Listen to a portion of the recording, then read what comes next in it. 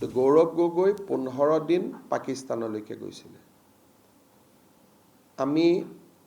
passport visa গোটেইখিনি সংগ্ৰহৰ কাৰণে লেটাৰ ৰগেটৰি পঠোৱা হৈছে and they takes 3 months time এটা কোনোবাই খুদি আছে আজিয়ে কৈ নিদিয় কিয় বাহিৰা দেশৰ পৰা পাছপোৰ্ট ভিসা আনাৰ এটা প্ৰক্ৰিয়া আছে কোৰ্টৰ অৰ্ডাৰ লাগে কিবা লাগে এটা আছে দ্বিতীয় কথা তেখেতৰ পৰিবাৰে 19 বাৰ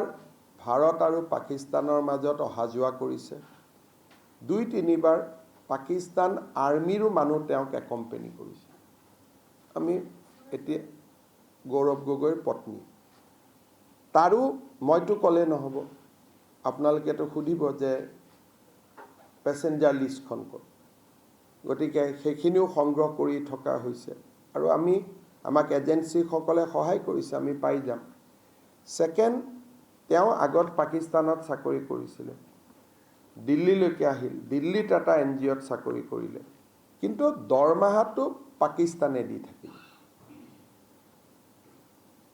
এতিয়া দা জং বুলি এখন পেপাৰ আছে ইন পাকিস্তান কোনোবা এজন সাংবাদিকে দা জঙৰ চাকৰি এৰি টাইমছ অফ ইণ্ডিয়াত জইন কৰিলে কিন্তু দৰমহাটো জঙে দি আছে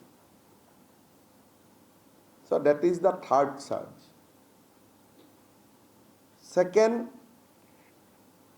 MP এজনে নিজৰ লৰা ছোৱালীৰ পাছপোৰ্ট সাৰেন্ডাৰ কৰা ইণ্ডিয়ান পাছপোৰ্ট সাৰেন্ডাৰ কৰা মোৰ লগত আছে ইণ্ডিয়ান পাছপোৰ্ট